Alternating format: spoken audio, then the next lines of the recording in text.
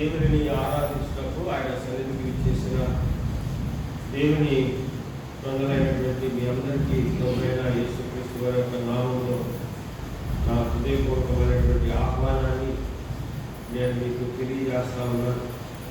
మంచి సమయం ఇది. మనము 6 దినాలు దగ్గర మన జీవనోపాధి సంబంధమైనటువంటి పనులు చేసుకుని ఈ దినమందు వారంలో మొదటి దినము ఆరాధన దినమందు మనము మన పిల్లలతో కలిసి దేవుని ఆరాధించడానికి దేవుని మందిరంలోకి మనము ప్రవేశించుట అనేది అది మనకెంతో దీవెన ఆశీర్వాదం. అది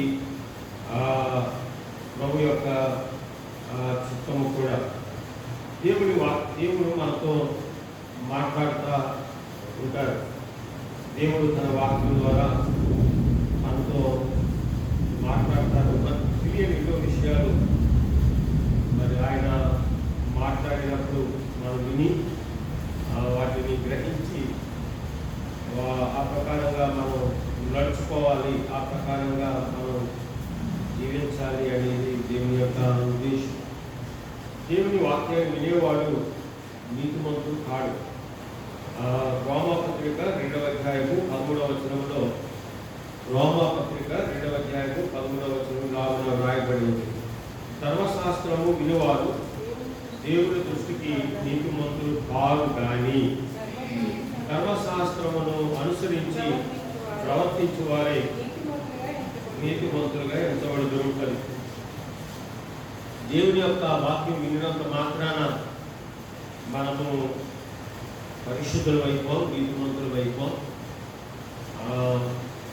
ఆ విన్నటువంటి వాక్యాన్ని ఎప్పుడైతే మనం ఆచరణలో పెడతామో అప్పుడు మనము పరిశుద్ధులుగా మరి నీతి కలిగినటువంటి జీవితాన్ని ఈ అవినీతితో నిండిన ఈ లోకంలో మనము జీవించగలుగుతాం. మీకు లోకంలో ఎక్కడ ఏ వైపు చూసినా, మీకు తూర్పు వైపు చూసినా, పడమర ఉత్తర దక్షిణ ఏ వైపు చూసినా మీకు కనిపించేది అవినీతి. ఎందుకంటే ఈ లోకానికి అధిపతి అవినీతి పరుడు. ఈ లోకం ఎవరి చేతిలో ఉంది? అపవాది చేతిలో ఉంది. ఘటసర్పం వాడు అవినీతి పరుడు కనుక ఈ లోకం వాడి చేతిలో ఉన్నందుకు అవినీతిగానే ఉంటాడు. కానీ మనం లోకంలో ఉన్నాం. లోకంలో నుండి దేవుడు మనం ఏం చేశాడు? దేవుడు మన నీతిమంతులుగా తీర్చాడు ఆయన కుమారుడు అయిన యేసుక్రీస్తునందు. అయితే మనం ఆ నీతిగా మనం జీవించడానికి ఆధారంగా దేవుడు తన వాక్యాన్ని హల్లెలూయా ఆ వాక్యమును మనం వింటే నీతిమంతులుగా అలాగే మనం ఆచరించాలి, జీవించాలి. నీతిమంతులుగా మనం ఎంచుకుంటాం. గత వారం మనం దేవుని యొక్క వాక్యాన్ని ప్రారంభించాం. అర్పణలు హేబేలు కయీను దేవుని అందుకు వారు అర్పణలు తీసుకొని వచ్చారు. ఆ దినాలలో బైబిల్ లేదు, బోధకులు లేవు, సభలు లేవు, సువార్త ఉడుకులు లేవు, పత్రికలు లేవు. ఈరోజు ఉన్నట్టుగా ఆ రోజుల్లో లేవు. అయినా వారి దేవుడిని ఆరాధించాలని వారికి ఎలా తెలిసిందంటే వారి తల్లిదండ్రులు ఆ పిల్లలకి చెప్పారు. కయ్యుని దేవుని గురించి దేవుడు ఈ సృష్టికర్తని, ఈరోజు మనం జీవించడానికి అవసరమైన గాలి, నీరు, వెలుతురు అన్నీ కూడా ఆ దేవుని వల్లనే, ఆయన మూలంగానే, ఆయన ద్వారానే మనకు అనుగ్రహించబడ్డాయి అని. కనుక ఇచ్చినటువంటి దేవుని మనము మర్చిపోకుండా నిత్యము దేవుని జ్ఞాపకం చేసుకుని ఆయనను ఆరాధించాలి. కనుక ఆయన సన్నిధికి మనం వెళ్ళినప్పుడు వాటి చేతులతో వెళ్ళక మనకి దేవుడు ఏదైతే ఇచ్చాడో అందులో నుండి శ్రేష్టమైన వాటిని దేవునికి అర్పించాలి అని తల్లిదండ్రులు చెప్పారు. మనం కూడా మన పిల్లలకి చిన్నప్పటి నుండి చెప్పాలి. మన పిల్లలకి చిన్నప్పటి నుండి చెప్పినప్పుడు వారు పెద్దవారు అయినప్పుడు అందులో ఏదైతే చెప్పావో అందులోనూ పొలగపోవాలి. అది దేవుడు ఆశీర్వదిస్తాడు. చెప్పడం మన బాధ్యత. అందులో నుండి తొలగిపోకుండా చేసే బాధ్యత దేవుడు. మనం చెప్పకుండా ప్రార్థన చేస్తే అవసరం. రెండు చేయాలి, చెప్పాలి, ప్రార్థన చేయాలి, రెండు చేయాలి. అలాగే మరి ఇద్దరు విన్నారు కానీ అందులో ఒకరే పాటించారు. ఇద్దరు విన్నారు కానీ అందులో పాటించడం ఒకడే. ఈ రోజుల్లో అందరూ వింటారు కానీ పాటించేవారు కూడా కొంత. ఈ రెండు గ్రూప్స్ ఆది నుంచి ఉన్నాయి, ఇప్పుడు కూడా ఉన్నాయి. 10 మంది కన్యకల్లో అందరూ 10 మంది కన్యకలు దివ్యులు పట్టుకుని ఉన్నారు కానీ అందులో 5గురు బుద్ధి కలిగిన కన్యకలు, 5గురు బుద్ధి లేని కన్యకులు, 5గురు బుద్ధి లేని కన్యకులు. కనుక ఆ 10 మంది చేతిలో డ్యూటీలు ఉన్నాయి, 10 మంది చేతిలో డ్యూటీలు ఉన్నాయి. కానీ 5గురు చెవులో 5 రాజేష్ ఆ లైట్ అంటే రికార్డ్ అవుతుందని 5గురు బుద్ధి గలవారు, 5గురు బుద్ధి లేని వారు. అందరి చేతిలో బైబిళ్ళు ఉంటాయి. ఆమెనంటే అందరూ అంటారు, ఉద్యోగం అంటే అందరూ కూర్చుంటారు, లేకపోతే అందరూ లేస్తారు. కానీ అందులో 2 పార్ట్స్ ఉన్నాయి. మనం ఏమండి మందిరానికి ఎదురు వచ్చారు ప్రార్థన చేసుకోవడానికి. ఎవరు చెప్పండి?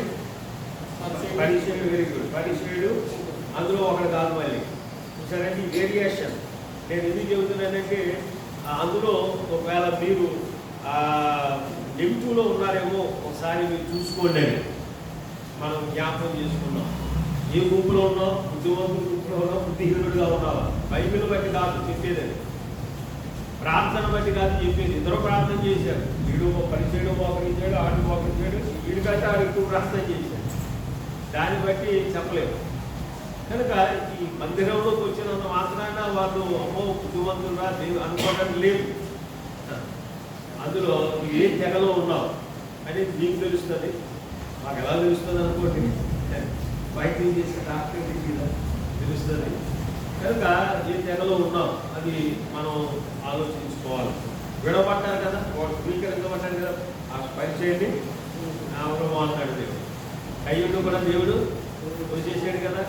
అది ఇప్పుడు తెలియదు మీకు. ఈ విషయాలు ఇప్పుడు తెలియదు. ఎప్పుడు తెలుస్తుంది? ఎప్పుడు చేస్తాడు? ఆ దినాన్ని తెలుస్తుంది. మీ ప్రాణం పోయే దేవుడు చూడండి, ఆ రోజు తెలుస్తుంది. ఈ రోజు ఏమీ తెలియదు, ఏమీ తెలియదు. ఇదే ప్రయత్నాలు చేస్తారు, కొంతమంది తిరగబడతారంటే. కానీ తిట్టుకోకపోతే ఆ రోజు తెలుస్తుంది. మీ జీవితం చివరి దినాన్ని తెలుస్తుంది. మొత్తం అంతా ఏముంది ఏంటంటే చేతులు గాలి మీద ఏం పట్టుకున్నాడంట అన్నట్టుగా ఉంది, దారులు పట్టుకున్నాడు. అలా ఉంది. కనుక దేవుడు మాట్లాడుతున్నాడండి మనతో.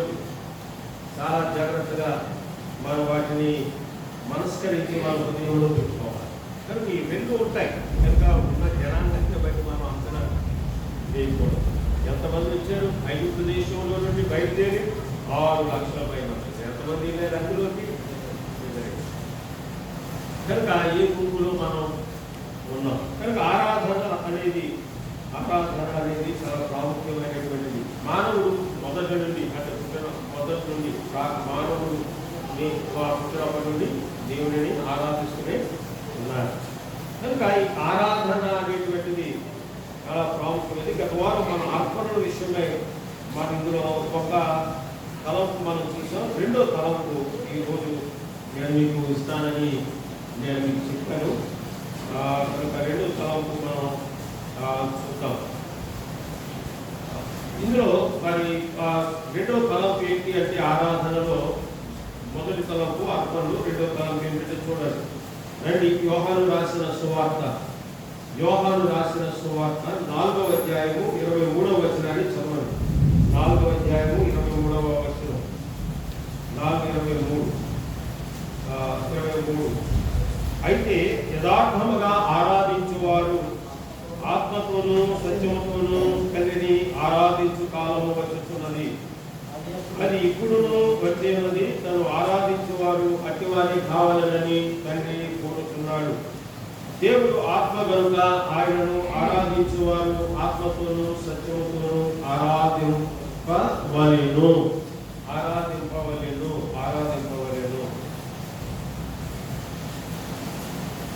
ఈ దేవుడిని ఆరాధించేవారు ఎలాగున్నా దేవుడిని ఆరాధించాలి. ఆరాధన అంటే ఏదో నిలబడి ఏదో చేతులూపి కాళ్ళూపి ఇది కాదు. ఇది చాలా ఈజీ. చేతులు ఊపడం, కాళ్ళు ఊపడం ఇవన్నీ చాలా తేలిక. ఆరాధన అంటే ఎలాగునా మనం దేవుని ఆరాధించాలి, యథార్థముగా హృదయంతో, ఆత్మతో, సత్యముతో తండ్రిని ఆరాధించాలి. దేవుడు ఎలాంటి దేవుడిని ఆరాధించేవారు ఎలాంటి వారు కావాలి అని దేవుడు కోరుకుంటున్నాడు అంటే యథార్థంగా ఆరాధించేవారు దేవుడికి కావాలి. రెండవది ఏంటంటే ఆత్మతోనూ సత్యముతోనూ యథార్థముగా ఆరాధించేవారు కావాలని దేవుడు కోరుకుంటున్నాడు. అయితే దేవుడిని ఆరాధిస్తున్నటువంటి మనం ఈ చేతిలో ఉండడం తేలికే, కానీ యథార్థంగా ఉండటం అనేది అది కొంచెం కష్టం. అది యథార్థంగా ఉండడం, అన్ని సమయాలు యథార్థంగా ఉండడం. యథార్థం అంటే లోపల ఎలా ఉన్నామో బయట కూడా అలాగే ఉండాలి, బయట ఎలా ఉన్నామో లోపల కూడా అలాగే ఉండాలి. కానీ మనం అన్నిసార్లు అలా ఉన్నాం, బయటకు ఒకలాగా లోపల మరొకలాగా. కొన్ని బయట అలా మాట్లాడుతుంటాడు, అమ్మో వాడు ఆంతర్యం వీలు అంటూ ఉండటం మనం చూస్తాం. కానీ అది యథార్థత కాదు, అది కపటం అంటారు, కపటం. కనుక దేవుడు అలాంటి వారి ఆరాధనలను దేవుడు అంగీకరించాడు. కనుక దేవుడిని ఆరాధించేటువంటి ఆత్మతోనూ సత్యముతోనూ ఆరాధించాలి. పాత నిబంధనలో దేవుడిని ఆరాధించేటప్పుడు తప్పనిసరిగా బలించేవారు. సంఖ్యాకాండం 28వ అధ్యాయము 29వ అధ్యాయము తర్వాత చూడండి, 2 అధ్యాయాలు చదవండి. ఇంటికి వెళ్ళిన తర్వాత మీరు బైబిల్ తీసి సంఖ్యాకాండము 28వ అధ్యాయము 29వ అధ్యాయం, ఈ 2 అధ్యాయాల్లో పాత నిబంధనలో ఇశ్రాయేలీయులు వారు ఆరాధనకు వారు కూడికి వచ్చారు అంటే తప్పనిసరిగా బలిచ్చేవారు. ఏడాదిలోపు గొర్రె పిల్లలు తీసుకొని వచ్చేవారు, బలిగా అర్పించి రక్తాన్ని చిందించేవారు. అది ఆరాధనలో ఖచ్చితంగా ఉండవలసింది, బలి అర్పణ ఉండేది. మరి ఈరోజు మనం దేవుడికి బలి అర్పించట్లేదు కదా. మనం దేవుని మందిరానికి వచ్చినప్పుడు బైబిల్ కీర్తన పుస్తకం పట్టుకొని అర్పణ పట్టుకుని వస్తున్నాం. మరి మనం దేవుడికి అర్పణ చెల్లించడానికి అంటే బలి ఇవ్వడానికి మన దగ్గర గొర్రె పిల్లలు లేదు కదా. అయితే మనం ఎందుకు కొత్త నిబంధన ఆరాధనలో మనం ఎందుకు బలి ఇవ్వట్లేదంటే, మరి యేసుక్రీస్తు ప్రభువారు ఆయన బలి అయ్యాడు కనుక, హల్లెలూయా, అందరి కొరకు.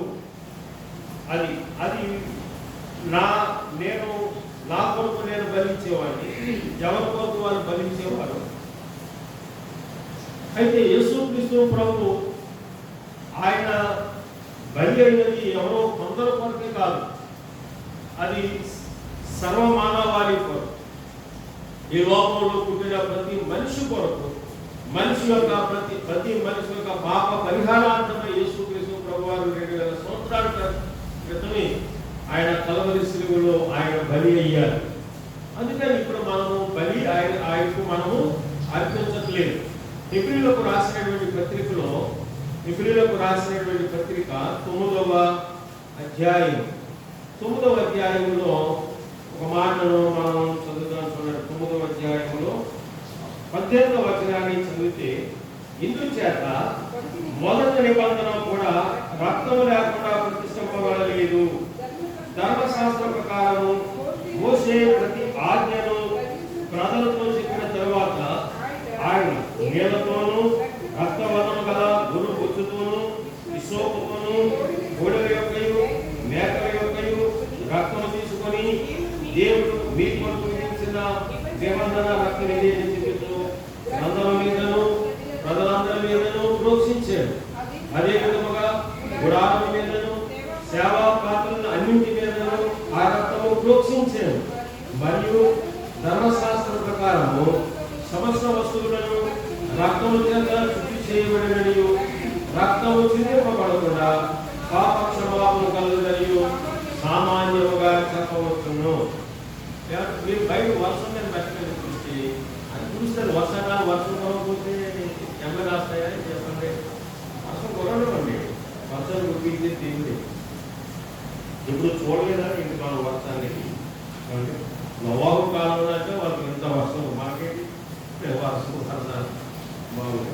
కానీ ఇక్కడ మొదటి నిబంధన కూడా మొదటి నిబంధన అని మొదటి నిబంధన మొదట అనే మాట ఎప్పుడు వచ్చిందో రెండవ అనే మాట కూడా అది మొదటి నిబంధన. సరే, ఇలాగ రక్తం యేసుక్రీస్తు ప్రభువారు ఆయన రక్తాన్ని చిందించారు కనుక మనం ఇప్పుడు ఆ బలిని మనము ప్రజలందరి కొరకు, అన్ని కాలాలలో ఉన్నటువంటి ప్రజల కొరకు, అంటే ఈ లోకం ఉన్నంత కాలం కూడా యేసు ప్రభువారు అర్పించినటువంటి బలి అది ప్రజలందరి పాప పరిహారార్థానికి ఆ రక్తం సరిపోతుంది. హల్లెలూయా. కనుక ఇప్పుడు మనం కొత్త నిబంధనలో బలి మనం ఇరిగి నలిగిన మనసు ఆయనకి ఇష్టమైన బలి కనుక మనం దేవుడిని ఆరాధించేటప్పుడు మనం ఏం చేస్తామంటే మొట్టమొదటిసారిగా పాటలు ఏం చేస్తామంటే మనం దేవుడి గురించి పాటలు పాడాలి. 95వ కీర్తన మొదటి చరణంలో ఒక మాట చదువుతాను. 95వ కీర్తన మొదటి చరణం. రండి యెహోవాను గురించి ఉద్దాహరణ చేయడము, మన రక్షణ దుఃఖను బట్టి సంతోషగానము చేయడము, ఉత్సాహపడి చేయడము, సంతోషగానము చేయడము, పాటలు పాడటం. ఇంకా చాలా పాటలు ఉంటుంది బైబిల్లో. ఒక మాట నేను చూపించాను. కనుక మనం దేవుడిని ఆరాధించేటప్పుడు అందులో ఒక భాగం ఏంటంటే సింగింగ్. అది సింగింగ్ సాంగ్స్, పాటలు పాడటం. అందుకే మనం మొట్టమొదటి ఏం చేస్తాం, దేవుడి గురించి మనం ఆరాధించేటప్పుడు పాడతాం. అది ఎవరో ఇతర ముగ్గురు నిలబడి పాడితే మిగిలిన వారు కూర్చుని వినేది కాదు ఆరాధనలో పాడే విధానం. ఈరోజు మనం అది చూస్తున్నాం. ఎవరో కొంతమంది ప్రత్యేకమైనటువంటి బట్టలు వేసుకుని, తెల్ల బట్టలు వేసుకుని, లేకపోతే రకమైన బట్టలు వేసుకుని నిలబడి పండుగలో వారంతా చూస్తూ ఉంటారు. అది కాదు, అందరూ పాడాలి, అందరూ గుర్తించి పాడాలి, సంతోషంగా పాడాలి, సంతోషంగా దేవుని బట్టి సంతోషించాలి, దేవుని బట్టి ఆనందించాలి. అదే మనం ఏదైనా ఈ కొత్త బట్టలు తీసుకున్నాం అనుకోండి, సంతోషం వస్తుంది. కొత్త బట్టలు ఇస్తున్నా సంతోషం, దీన్ని బట్టలు బట్టి సంతోషిస్తాం మనం. అదే మనకేదో అవసరం, ఫ్రిడ్జ్ అవసరం అనుకోండి, ఇది కొనుక్కుంటారు, ఫ్రిడ్జ్లో తెచ్చుకుంటారు, హ్యాపీ ఫీల్ అవుతారు, సంతోషంగా ఉంటుంది. అలాగా ఈ వస్తువుని బట్టి ఎలా సంతోషిస్తున్నాం అంతకంటే ఎక్కువగా దేవుడిని బట్టి సంతోషించాలి. అది దేవుడిని బట్టి సంతోషిస్తూ పాడాలి. వారు ఎలా పాడారు? సంతోషంతో. పౌలు శీలలు ఎట్లా సంతోషంతో వారు దేవుడిని పాడారు. కనుక సంగీతములతోనూ కీర్తనలతోనూ పరిశుభ్రతగా ఉన్నది. ఆయనను మనము పాడాలి, సంతోషంగా పాడాలి. చక్కగా మరి వాయిద్యాలు నేర్చుకుని నేను కూడా దేవుని మందిరంలో వాడబడతాను. మరి అది వాయిద్యంతో అది మరి ప్రసంగం చేయడంతో ఎంత దీవులు ఉంటుందో అందులో కూడా అంతే దీవులు ఉంటుంది. నువ్వు ప్రసంగం చేయలేకపోవచ్చు, కంచెలు వాయించగలవు. అది దేవుని కొరకు ఆరాధన మనసుతో వాయించాలి. ఆరాధన మనసుతో కీబోర్డ్ వాయించాలి. ఏదైనా ఆరాధన మనసుతో చేయాలి. అలాగ మనం దేవుని కొరకు నేను ఇది చేస్తున్నాను, నువ్వేం చేసిన ఆఖరికి ఇది తుడిచిన అది ఆరాధన. దేవుడు నాకు అవకాశం ఇచ్చాడు, దేవుని మందిరాన్ని గురించి భాగ్యం ఇచ్చాడు, నాకు అవకాశం ఇచ్చాడు, ప్రభువాని వందనాలు, నేను ఎంతటి వాడిని అనుకుంటా చక్కగా దీన్ని చూడవాలి. అలాగే ఏం చేసినా అన్నాడు కదండి, మీరు ఏమి చేసినా అని భోజనము పానము కూడా కలిపాడు అందులో. కనుక మీరు పాడినా, వారికి వాయించినా, గురించినా, ఏం చేసినా అది దేవుడు మహిమ కొరకే చేయాలి. అంతేగాని నేను లేకపోతే ఎవరు పడతాడో తండ్రిని కనుకుంటా, నేను లేకపోతే ఎవరు చూపుతాడో ఆ బూజులు, అది అహంకారయుక్తమైన మనసు, అది గర్వముతో నిండిన మనసు. దేవుడు అసహించుకుంటాడు. పని జరుగుతుంది కానీ ఆ వ్యక్తిని దేవుడు అంగీకరించాడు. కనుక ఆరాధన మనసుతో చేసేవాళ్ళు కాదు. అందుకే నేను మారు మనసు పొందిన వాడై ఉండాలంటాను. మారు మనసు పొందిన వాడై ఉండాలి. ఈ మారు మనసు పొందిన వాడై ఉండాలి. ఒక ఆయన తబలా పడుతున్నాడు, బక్సింగ్ గారు దగ్గర ఆయన ఉన్న దాంట్లో తబలా పడుతున్నాడు. ఆయన ఆ తబలా సరిగ్గా పట్టట్లేదు. ఆయన సరిగ్గా పట్టకపోతే చాలామంది వందలాది మంది ఉన్నారు. వెంటనే ఆయన పక్షిగా దిగి అందరిలో యవనస్తులు చెవి పట్టుకుని బయటకు తీసుకెళ్ళాడు. బయటకు తీసుకెళ్ళి అక్కడ కూర్చోన్నాడు. నువ్వు వెళ్ళి అక్కడ కూర్చో, రాత్రి ప్రయత్నించాలని అన్నాడు. సరే, మరి మిగతా వారు అయితే ఏం చేస్తారని చెప్పండి, మిగతా వారు అయితే ఏం చేస్తారని చెప్పండి.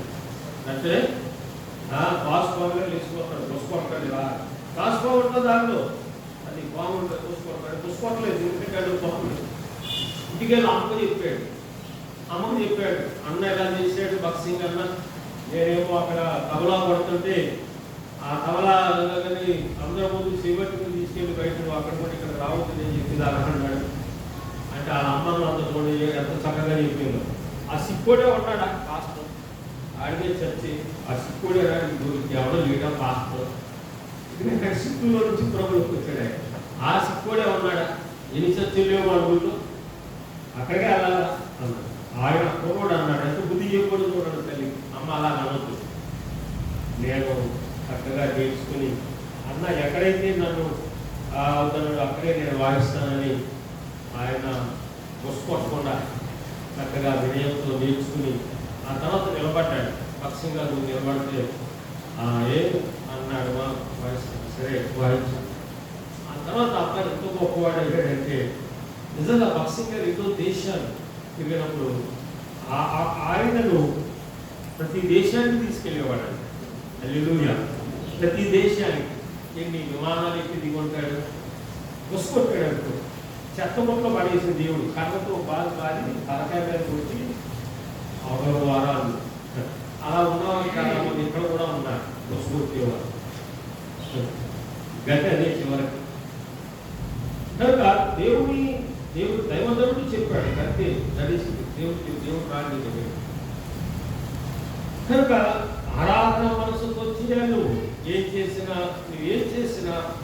అది వివేచించిన దేవునికి ఆరాధన మనసుతో మనం చేయాలి. పాడటం అందరూ పాడాలి. అందుకే నాకు రాదే, ఎంతకాలం రాదు, చచ్చేదాకా రాదా పాడటం. ఏమండి ఎందుకు రాదు? రాదంటే అప్పటికే రాదు. ఎందుకు పాడడం? నేను విలేజ్ మరి గ్రామాలకు వెళ్ళినప్పుడు ఆ గ్రామాల్లో చదువు లేనటువంటి వారు రాగలేదు పాడుతూ ఉంటుంటే దేవుడు కొరకు అలాంటి ఇంటి దగ్గర రావండి, గుళ్ళో వెళ్తే పాటలు చేస్తూ ఉంటాయి అంటారు. అలా చదువు లేదు వాళ్ళకి, కూలి పనులు చేసుకుంటారు. కానీ ఇంటి దగ్గర రావండి ఈ పాటలు. గుళ్ళోకి వెళ్ళి కూర్చుంటే అందరూ మరి తెగబారేంత సంగతి ప్రత్యక్షంగా నేను చూశాను, వాళ్ళు నాకు అన్నారు, వాళ్ళు నాకు తెలుసు, అది నేను తీసుకుంటున్నాను. పాడతాను, అందరూ పాడాలి, దేవునికి సంతోషంగా పాడాలి, సంతోషంగా హ్యాపీ సింగింగ్. కనుక అది ఆరాధన అలా ఉండాలి. పరలోకంలో ఉంటాయి, ప్రార్థనలు ఉంటాయా? మరి పరలోకంలో ప్రార్థనలు ఉండవు, ప్రసంగాలు ఉండవు, అక్కడంతా ఆరాధనే, గానం ప్రతిగానములు చేయించుంటివి. కనుక ప్రతి ఒక్క మనం పాడే విషయంలో చాలా వెనకబడి ఉన్నామని నేను అనక తప్పదు. కనుక అందుకే ప్రారంభ ప్రార్థనకి మనం ఉండాలి. నువ్వు పాడి ఆరాధించాలి, ఆ పాడే గుంపులో నువ్వు ఉండాలి. దేవుడికి నీ కంఠస్వరం వినపడాలి. అక్కడ ఏదో సాయంత్రంగా 10:30, 11 గంటలకు రావడం కాదు. నా కంఠస్వరం దేవుడికి వినపడాలి, పరలోకంలో వినపడాలి. ఇక్కడ పాడితే నీ కంఠస్వరం ఎవరు పాడారు ఎవరు పాడలేదు అనేది దేవుడికి తెలియదా? కనుక మనం ఎలుగెత్తి నీ పూర్ణ భావంతో ఎలుగెత్తి చక్కగా దేవుడి గురించి పాడాలి. ఆశీర్వాదాలు పాడుతూ ఉంటే దేవుడి శక్తి దిగొచ్చింది కదా. పౌలు శీలలా జైలు పాడుతూ ఉంటుంటే చెరసాల తలుపులు బద్దలైపోయాడు. హల్లెలూయా. ఆడుతుంటేనే, ప్రార్థన చేస్తేనే కాదు, పువ్వు కనిపించడం, ఆడుతుంటే కూడా. కనుక అలా నా హృదయంతో పాడాలి, లీనమైతే పాడాలి, సంతోషంగా పాడాలి. అంతే నాకు రావాలంటే ఇప్పుడు అలాగే కూర్చుంటాను, కూర్చుంటే మరి అక్కడ కూర్చొని అక్కడ అలా ఉంటావా? అక్కడ చేసేది ఇదే ఆరాధన, పాటలు మనము పాడాలి. రెండోది, మనం ఆరాధించేటప్పుడు పెదవులతో ఆరాధించకూడదు. దేవుడు అంటున్నాడు చూడండి, మత్తయి సువార్త 15వ అధ్యాయము 7వ వచనాన్ని చదవండి. మత్తయి సువార్త 15వ అధ్యాయము 7వ వచనాన్ని చదవండి. 7వ వచనం, వేషధారులారా, ఈ ప్రజలు తమ పెదవులతో నన్ను గణపరచుదురు కానీ వారి హృదయము నాకు దూరముగా ఉన్నది అన్నాడు. కనుక ఆయన ఈ మానవులు కల్పించిన పద్ధతులు దైవోపదేశములను వారు బోధించుతున్న వ్యర్థముగా ఆరాధించుతున్నారు. ఇందులో 2 ఆరాధన విధానాలు ఉన్నాయి. ఒకటి పెదవులతో ఆరాధించడం, అది లిప్ వర్షిప్. రెండోది వ్యర్థముగా ఆరాధించడం, వ్యర్థమైన ఆరాధన, మరో మాట కూడా ఉంటుంది. సరే, మనం పెదవులతో, ఆయన ఏమన్నాడు, పెదవులతో ఆరాధించేవారు ఆరాధనను వేషధారులారా అన్నాడు. అంటే మీరు కపటం, యథార్థత లేదు. మీ ఆరాధనలో, మీ హృదయంలో యథార్థత లేదు. ఏదో పెదవులతో పైపైన అలా పాడుతున్నారు. కొన్ని అది తినమంటాడు రా, అది మనసులో నుంచి వచ్చిన మాట కాదురా బాబు, ఊరికి పైపైన అలాగే భోజేయండి అంటాడు అంటారు చూడండి. అంతే కదండి, పైపైన ఊరికే అనాగరిక అంటాడు రా, అంతేగాని మనసులో నుండి వచ్చింది అన్నట్టుగా ఉన్నారు. మీరేదో పాడుతున్నారు, ఆరాధిస్తున్నారు, మీ పై మీ పెదవులతో ఆరాధిస్తున్నారు, లోపల నుండి అది మనస్ఫూర్తిగా రావట్లేదు. మీరు వేషధారణ అన్నాడు, అంటే కపటమైన ఆరాధన. కనుక అది దేవుడు అని పెదవులతో ఆరాధించకూడదు. లిప్ వర్షిప్ కాదు, లైఫ్ వర్షిప్ ఉండాలి. అంటే మన జీవితంతో, అంటే మన జీవిత విధానం యథార్థమైన జీవితంగా మనం ఏదైతే పాడామో ఆ పాటను అనుసరించి మనం జీవిస్తూ ఉండాలి. ఆ పాటను అనుసరించి మనం బ్రతుకుతూ ఉండాలి. అందుకే నేను ఏమంటున్నానంటే, పాటను పాడే ముందు చదవండి, చదివిన తర్వాత పాడండి, అప్పుడు అర్థమవుతుంది. అందరితో కలిపేసి మనం పాడితే పాట ఒకటి అవుతుంది, బ్రతుకు ఒకటి అవుతుంది. అది వేషధారణ అవుతుంది దేవుని దృష్టిలో. ఈరోజు అదే ఎక్కువ అవుతుంది. నేను ఎలా పాడాను కదా అంటాడు స్టేజ్ మీద నిలబడి. ఈ పాట ఇది అంత అందాన్ని చూడటానికి కాదు కదా దేవుడు కోరుకునేది కాదు కదా, అంత శ్రావ్యాన్ని కాదు కదా దేవుడు కోరుకునేది. కనుక హృదయంలో నుండి పాడాలి. ఏదైతే పాడుతున్నామో ఆ పాటను అనుసరించి మనము జీవించాలి. ప్రభువా అలాగున నేను బ్రతకాలి. కనుక లిప్ వర్షిప్ కాదు, మనం అలా జీవించాలి. అలాగున దేవుడిని మనము ఆరాధించాలి. అలా దేవుడిని అందుకే అన్నాడు, ఇది ఆచారాలు కాదు, ఆచరణ. క్రైస్తవ జీవితం అంటే ఆచరణ, ఆచారాలు కాదు. ఏదో గుడికొచ్చానండి, వెళ్ళిపోయానండి, ఇవాళ వీరవలేదండి, వెళ్ళకపోయినండి, తప్పనిసరిగా వెళ్తానండి, ఈరోజు ప్రార్థన చేసుకోలేకపోయినండి, పని అవ్వలేదండి, రేపు బైబిల్ చదువుకోలేకపోయినా, ఏదో బైబిల్ చదువు ప్రార్థన చేసాం. ఆచరణ కాదు, ఇవన్నీ ఏదో చేయాలి కనుక డ్యూటీ అన్నట్టుగా కాదు, ఇది డ్యూటీ అన్నట్టుగా కాదు. ఏదైతే మనం చేస్తున్నామో మనం మనస్ఫూర్తిగా మనము అభ్యాసం కలిగి ఉండాలి. అలా ఉన్న మనము ఇవి కష్టమైనవి, దేవుడి మాటలు కష్టమైనవి కదా, ఆచరించడానికి చాలా తేలికైనటువంటి. దేవుడిని ఆరాధించడం ద్వారా మనకి ఏమొస్తాయంటే, మనకు ఆశీర్వాదాలు వస్తాయి, దీవెనలు ఉన్నాయి. దేవుడే దీవించాలి. మనం నువ్వెంత ప్రయాసపడి, నువ్వెంత కష్టపడి దేవుని ఆశీర్వాదం లేకపోతే నువ్వెంత పైకి కిందకే పోతావు. కనుక దేవుడే దీవించాలి. బ్లెస్సింగ్స్ ఉన్నాయి ఇందులో. దేవుడు ఆయనను ఆరాధించే ప్రజలను దేవుడు ఆశీర్వదిస్తాడు. ఎవరి వంకర మార్గంలో నువ్వు పైకి వచ్చేసి వడ్డీ వ్యాపారాలు చేసి, దొంగతనాలు చేసి, ఎవరి వేశ్యలు కూడా సంపాదిస్తున్నారు డబ్బు. వాళ్ళు కూడా పెద్ద పెద్ద బిల్డింగులు, అద్దాలతో కట్టిన మేడలు, దొంగలు కూడా ఉన్నాయి, పెద్ద పెద్ద మేడలు. అక్రమ సంపాదన మీద దేవుని ఆశీర్వాదం ఉండదు. ఒకవేళ మీ డబ్బు వడ్డీకి ఇచ్చారనుకోండి, అది ఇప్పుడు తర్వాత మీకు ప్రస్తుతం బాగానే ఉంటుంది అలాంటి వాళ్ళకి, కానీ రాను రాను రాను రాను ఏమీ లేవు, చీపుడుతో తుడిసినట్టు అయిపోతుంది. కనుక నీవు సంపాదించేది న్యాయమైన విధానంలో సంపాదించాలి, అంతేగాని లంచాలు తీసుకుని ఉండదు.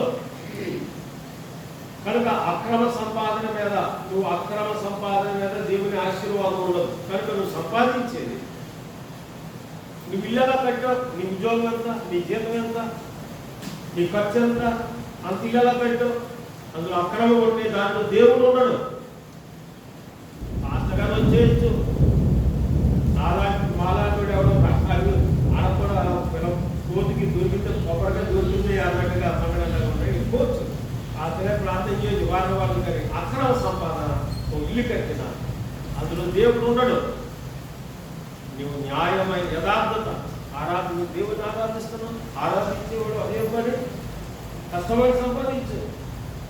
నీకు దెబ్బలు తగలకుండా దేవుడు కాపాడుతాడు. నేను పెద్ద పెద్ద వ్యాధులు రానివాడు, ఒకవేళ వచ్చిన 10, 20, 30 రూపాయలతో తగ్గిపోతాయి.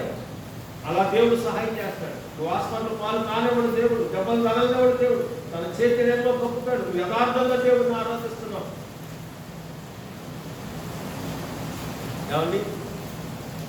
కనుక న్యాయమైన సంపాదన అదే ఉంటుంది. కనుక న్యాయమైన రీతిలో మనం సంపాదించాలి.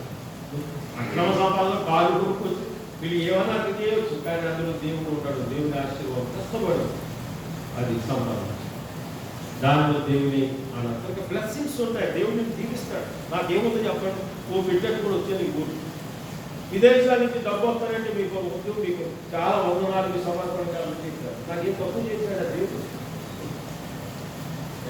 నేను కొనగలనా, కట్టగలనా, నా వల్ల అవుతుందా? ఇలా ఏమన్నాడు, భిక్షమని కానీ చర్చి కాకుండా డబ్బులు ఇవ్వన్నాడు. అలాంటివి ఏం చేయలేదు కదా. దేవుడు అట్లా దీవించాడు. పెట్ట 2 గోల్డ్ సంఖ్యలు కట్టుకుని వెళ్ళాడు ప్రకాశ్ గారు సిద్దిపేట. మీకు తెలిసిన వాళ్ళు చెప్తున్నారు, విలియం జాన్ గారు. ఏముండేది కాదు, ఆ జీతం 15 రోజుల కంటే వచ్చేది కదండి నెలలో. మొత్తం 4, 6 ఎంతోమంది ఉండాలి కుటుంబంలో. మిగిలిన రోజులని గెంజే 10 రోజులు. దేవుడు ఎంత దీవించాడు. యథార్థంగా దేవుడిని ఆరాధించేవాడు దేవుడు దీవిస్తాడు. కనుక కనుక దేవుడు దీవిస్తాడు, నేను ఆశీర్వదిస్తాడు. దీవెనలు ఉన్నాయి. ఎలాంటి దీవెనలు ఉన్నాయంటే నిజంగా నేను తన మహిమతో కప్పుతాడు. నువ్వు భోజనం చేసేటప్పుడు నీ దగ్గర కూర్చుంటాడంట దేవుడు. నేను ఆ మాటలు చూపిస్తాను. టైం 12 దాటి నలుపుకొని ఉంటుందండి ఆరాధన. అది చూడండి, ఆ ప్రకటన గ్రంథం 3వ అధ్యాయము 20వ వచనంలో నేను చదువుతున్నాను. ప్రకటన గ్రంథం 3వ అధ్యాయం 20వ వచనంలో, మీరు చదువు తిరిగి నేను తలుపు నిలబడి చదువుతున్నాను. ఎవరైనా నా స్వరం వెళ్ళి తలుపు తీసినాడు కదా, నేను అతని ఎదుకు వచ్చి అతనితో, నేను నాతో కూడా అతను భోజనం చేయాలి, మనతో కలిసి ఉంటాడంట ఆయన. మన భోజనం చేసేటప్పుడు మన భోజనం పలదైన మనతో పాటు కూర్చుంటాడంట ఆయన. మనతో కూర్చుంటాడు దేవుడు. యేసు ప్రభువు మనతో కూర్చుంటాడు. తన మహిమతో కప్పుతాడు దేవుడు మనం. నేను నీతో నడుస్తాను అంటున్నాడు. నేను నీతో I will walk with you.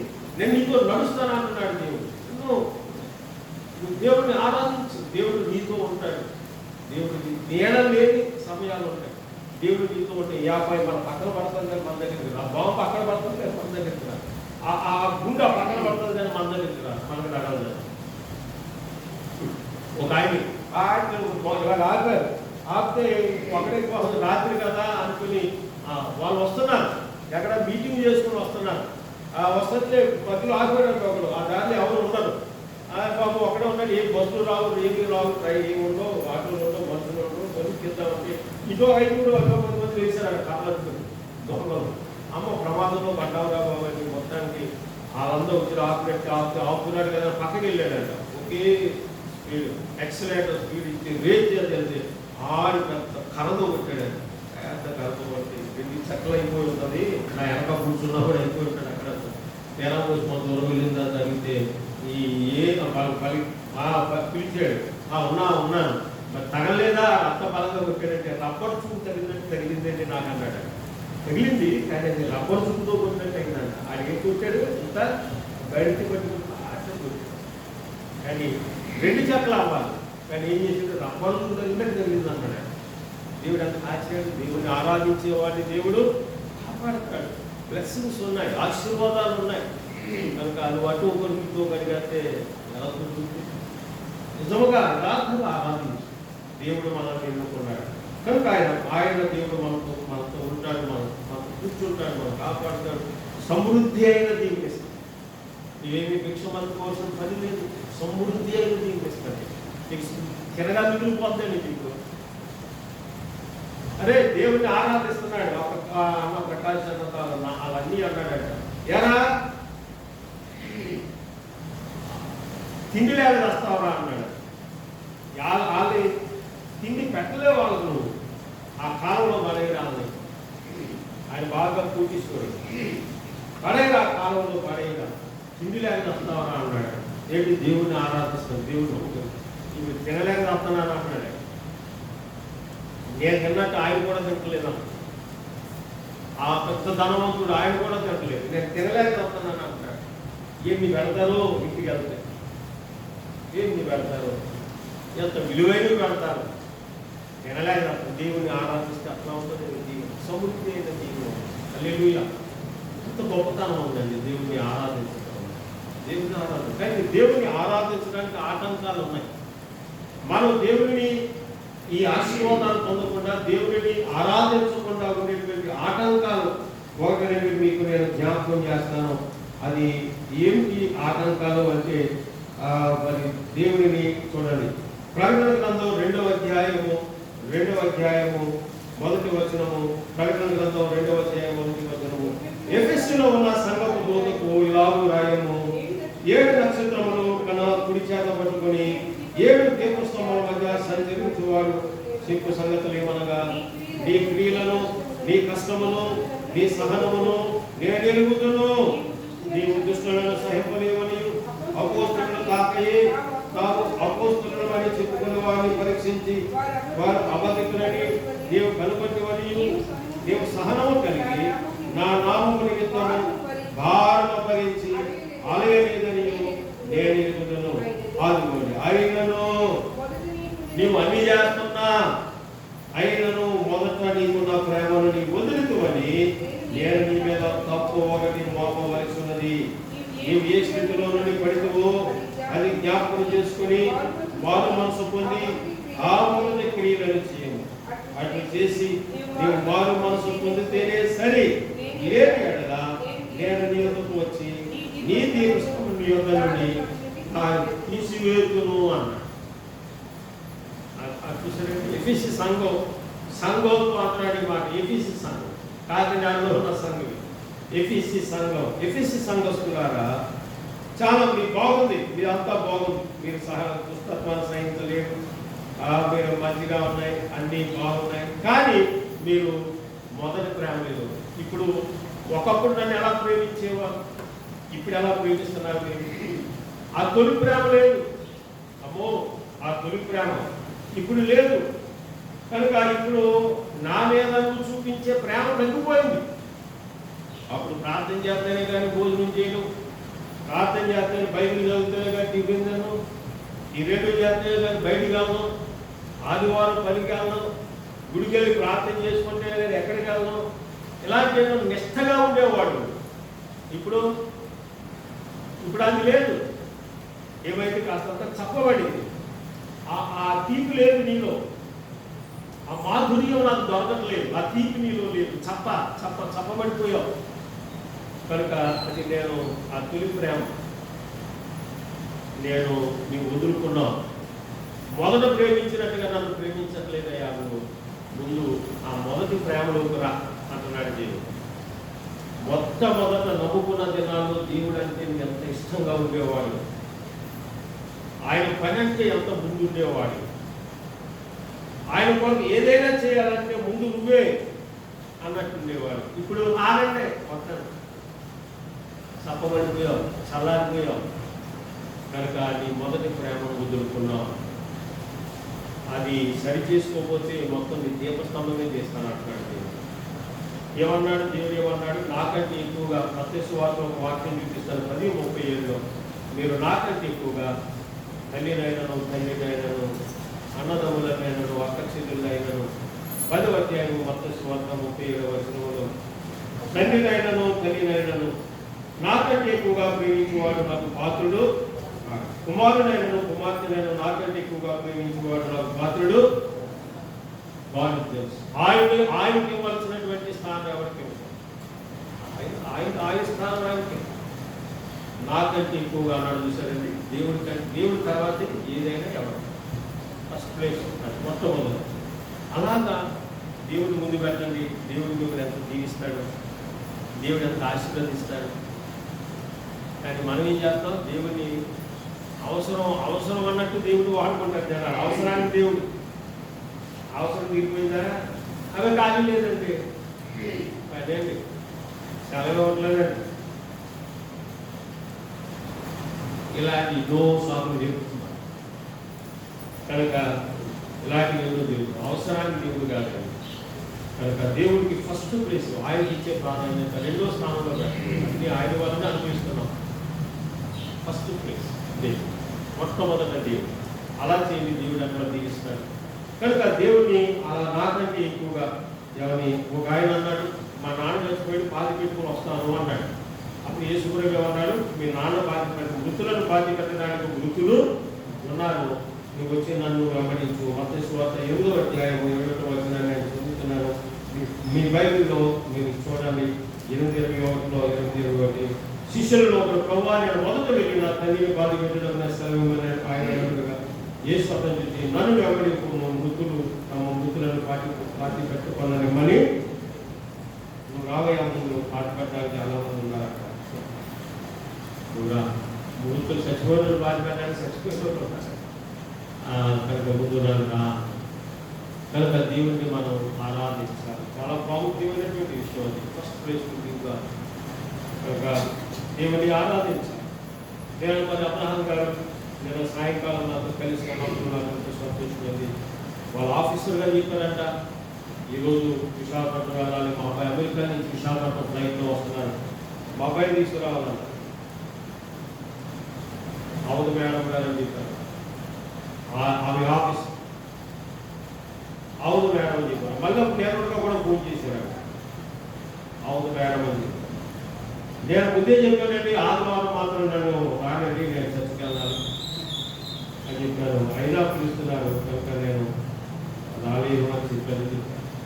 సరే ఆయన చెప్పిన మాట నా మనసులో ఉంది. ఈలోపు వర్షం పడుతుంది, వాకింగ్ చెప్పినా కానీ దృష్టి ఆయనగానే ఉంది. ఇప్పుడు వర్షాన్ని బట్టి ఆయన వస్తారా మానేస్తాడా అని మనసులో అనుకుంటాను. నేను ఆ మాట అన్నారు కదా, నేను ఆఫీస్ అని చెప్పాడు, అయినా వెళ్ళలేదు. ఆదివారం గుడికి వెళ్తాను, మరో రోజైతే వెళ్తానండి. సోమవారం నుంచి శనివారం దాకా వాడుకోవాలని ఖచ్చితంగా వెళ్తాను.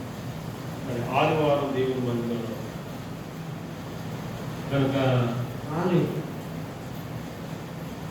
సరే వర్షం పడుతుంది. ఈ వర్షం ఎందుకు పడింది? మనకు పరీక్ష, మన విశ్వాసాన్ని తేల్చడానికి గమనించడం. కనుక ఆ వర్షం పడుతుంది. ఈ ఉందా కారు కదా, కారు రావచ్చు కదా అనుకుంటారు మనసు. వాక్యం చెబుతారు దృష్టి ఆత్మాలు అయినా వర్షం అయినా రావటం అది మంచిది, అది మంచిది. కనుక దేవుని ఆరాధించడం అనేది ఇదేమి మనం పోగొట్టుకోకూడదు. మన జీవితంలో లెక్కేసుకొని ఇప్పటికి ఎన్ని ఆదివారాలు పోయించాయి మనం. ఎన్నిసార్లు కదా మనం కూడి దేవుని ఆరాధించే అవకాశం వచ్చినప్పుడు పోగొట్టుకుని ఉంటాం మనం. దానికి సాకు చెబుతాం మనం. ఏ సాకు నిజం కాదు. బిల్లీ సండే అనేటువంటి ఒక దైవజనుడు అంటాడు, ప్రతి సాకు ఒక అబద్ధం అన్నాడు. ప్రతి సాకు ఒక అబద్ధం అన్నాడు. అదొక అబద్ధం, అది సాకు. ఎన్ని పోగొట్టుకుని ఉంటారు కనుక మనం తూకానికి రావాలండి. మనం తూకానికి రావాలి. దానివల్ల మనం చాలా ఆశీర్వాదాలు, సమృద్ధి అయిన జీవనం, సమృద్ధి అయిన జీవనం.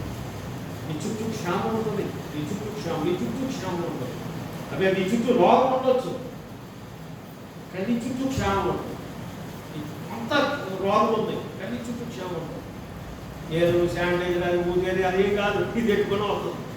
నేను పేపర్ చదివిన ఇంట్లోంచి బయటకు రాని ఇంటికి ఎలా వచ్చింది కరోనా అని ఆశ్చర్యపోతారు జనాలు. అలాంటి కేసులు ఎన్నో. జస్ట్ ప్రొటెక్షన్ అంతే, ఇదే కాపాడేస్తుంది అనుకోకండి. కనుక చాలా ప్రాముఖ్యమైనది దేవుని ఆరాధించడం అనేది చాలా ప్రాముఖ్యం. దేవునికి మనము దేవుని ఆరాధించేటప్పుడు మొట్టమొదట తొలి ప్రేమ మనలో ఉండాలి. ఫస్ట్ గాలి, ఆ తర్వాత ఈరోజు ఆదివారం కలిగింది. మన వెనక నమ్ముకోలేని వారు ఉన్నారు, పెళ్లిళ్ళు చేసుకుంటారు, గృహప్రవేశాలు చేసుకుంటారు, ఆదివారమే వారు ముహూర్తాలు చూసుకుంటారు, ఆ రోజు పెట్టుకుంటారు. నేను అడిగి ఏమన్నా పెట్టారా? ఈ కష్టం ఏమన్నా ఇంకో అప్పొద్దులే మళ్ళీ తిరిగే పొద్దులే 10,000 నుంచి అన్నారా? నీకు ఎప్పుడన్నా ఆడేంటంటే మరి ఇక్కడికి వచ్చి దేవుని దగ్గరికి వచ్చి కనుక మనం దేవుడు మనం ఆశీర్వదించేది మన కారణం. ఈరోజు మేము శక్తి కలగాలి అయితాం, ఏదో రోజు వస్తాం. ఆ రిలేషన్ పోగొట్టుకోవద్దు, మరి ఎక్కువగా ప్రేమిస్తాం. కానీ ఈరోజు నేను కనుక దేవుని ఫస్ట్ ఎక్కువగా ఆయనను మనం ప్రేమించాలి. ఆయనను మనం ప్రేమించాలి. రెండోది దేవుని ఆజ్ఞకు మనం లోబడాలి, రాజీ పడకూడదు, పాపమును ఎదిరించి. చూడండి యాకోబు పత్రిక 4వ అధ్యాయము 8వ వచనం. యాకోబు పత్రిక 4వ అధ్యాయము 8వ వచనం ఒక మాటను చదువుతాం. యాకోబు పత్రిక 4:8లో దేవుని యొద్దకు రండి, అప్పుడు ఆయన యొద్దకు వచ్చును. పాపులారా మీ చేతులను శుభ్రం చేసుకోండి, దిమస్కులారా మీ హృదయములను పరిశుద్ధపరచుకోండి. ఏమన్నాడు? పాపులారా మీ చేతులను శుభ్రం చేసుకోండి, మీ హృదయాలను పరిశుద్ధపరచుకోండి. కనుక మనం దేవుని మందిరాల్లో కూడుకునేవారు. ఎఫెసీ సంఘం కూడుకోలేదా? ఎఫెసు సంఘాలు ఇలాగ కూడి దేవుని ఆరాధించలేదా, పాటలు పాడలేదా, ప్రసంగాలు వినలేదా? కానీ వాళ్ళు ఏమి లేదు, దేవుని ప్రేమ లేదు.